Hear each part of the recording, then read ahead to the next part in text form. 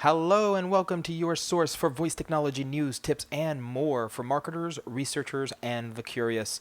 My name is Jose Cotto and I am the Voice CEO. Let's get started.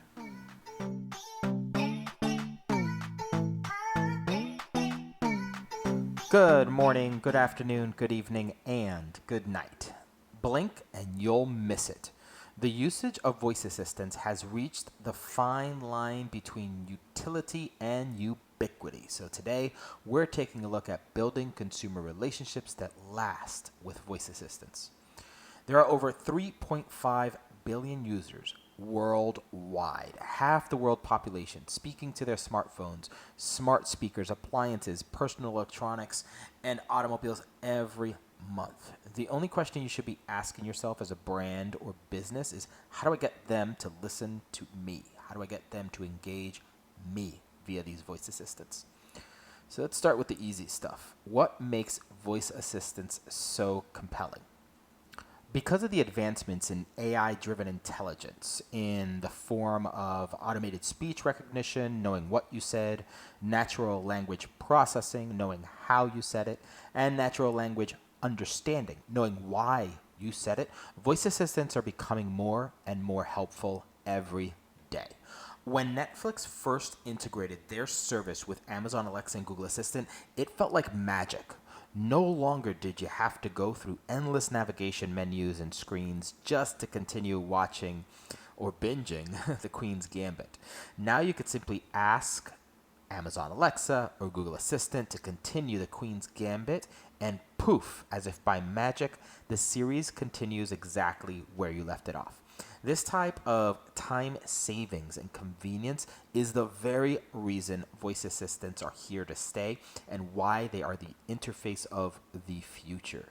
If you haven't tried this yet, this requesting shows from Netflix via voice, and you have a TV that supports it, go give it a try right now. Press pause here, go give that a try. It's that cool. You'll never watch Netflix the same way again. So, in the US alone, over 34% of US households have a voice first assistant or a voice first device, like a smart speaker. But much harder to quantify are the millions of devices that are voice assistant enabled. So, like, think of headphones, wearables, appliances, automobiles. Worldwide, it's estimated that there are over 2 billion voice enabled devices in use today. Now, this includes devices powered by Amazon Alexa, Google Assistant, Samsung Bixby, and Siri. Go beyond those big names, and there are still hundreds of other smaller voice assistant providers. But it's not just the number of supporting devices that validates voice assistants for brands. It's also the present state of consumers. Like, these two things are coming together at the same time. See, brands today are facing an audience eager to participate via voice, and this is due to an intersecting set of circumstances. Improved technology, so improved voice technology, improved availability of that technology, finding voice assistants everywhere, right? All those devices I touched on before. And a global pandemic that has led us to digital screen exhaustion and hunger for new experiences. While voice search is the leading use of voice assistants today, many experts understand that this is because, by comparison, the actual number of available voice experiences created by brands and products people love is extremely limited. So let's do a quick basic thing here, which is how are voice assistants used by brands? Like, practically speaking, how do you use them, right? So, all voice assistants support a way to create custom voice applications or voice experiences.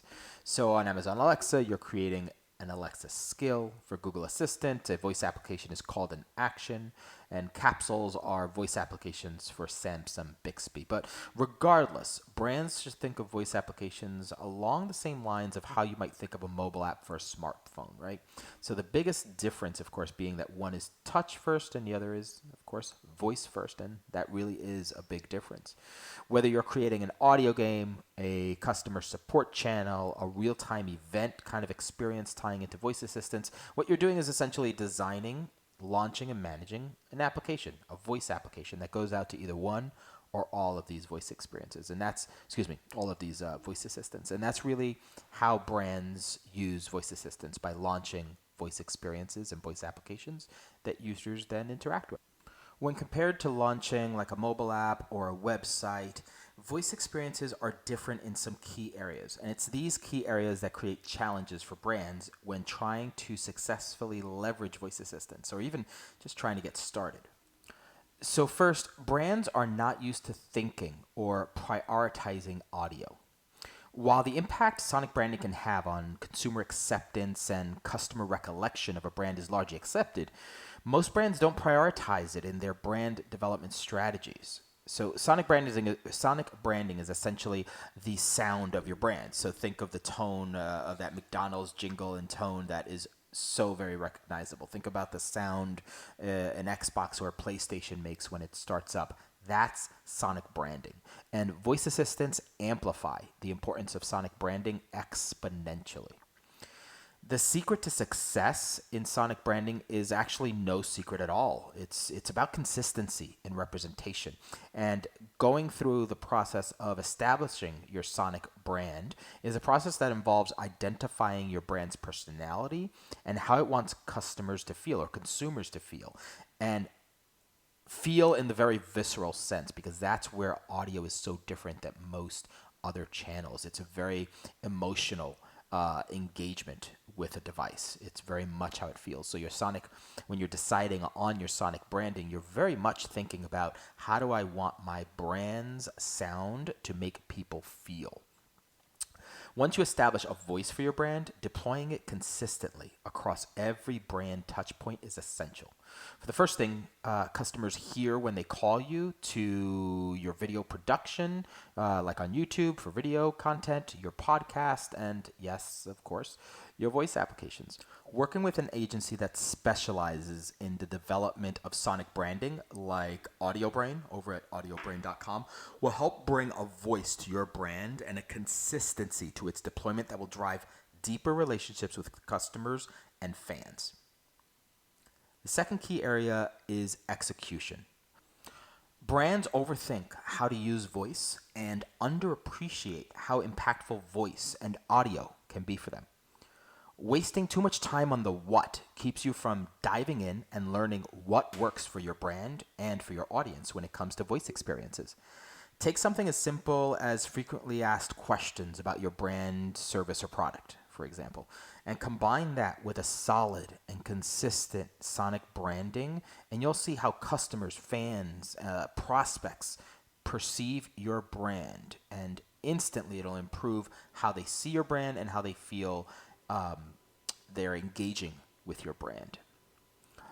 And finally, don't silo your voice strategy. Your voice experience should launch as part of a holistic campaign. I can't stress this enough. A campaign that makes the voice experience part of a larger consumer engagement and brand growth effort makes all the difference. You want to use your voice experience to amplify your relationships, and as such, you want to be strategic about how you intend to drive awareness, reward engagement, and improve or iterate your voice experience over time to keep users engaging with your voice experience and with your brand. So how should brands get started? Well, we're trying to make that much easier for you over here at True Reply. We have a few resources for marketers and brands seeking to bring voice experiences into their consumer engagement strategies. Now, links to these resources are available in the blog post that accompanies this episode, which you'll find a link to that in the show notes.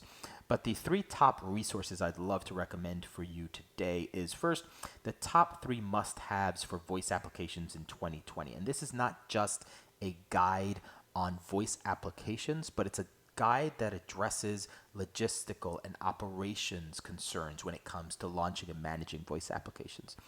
The second resource is 5 strategies for leveraging voice assistants to increase brand awareness. And this is actually a super valuable piece because it goes through 5 completely different use cases or scenarios or ways in which you can leverage voice assistants for your business or brand that is very malleable. It's very applicable across markets, across industries. Whether you're a brand, small business, solopreneur, entrepreneur, startup, it doesn't matter. The last resource we have available for you is a crash course on voice assistants. And this is a 3-part series, and it's designed for marketers and researchers, and it takes you through basically everything you need to know, not only to be able to leverage and launch voice assistants, but to be able to articulate and talk about voice assistants and the roles it can play in for your clients, for your business, for your companies, and for your customers. That's it, folks. I hope you have a fantastic rest of your week. I hope you have a wonderful weekend and week ahead. I wish you safety, happiness, and health. For show notes, please visit trueapply.com/the voice CEO.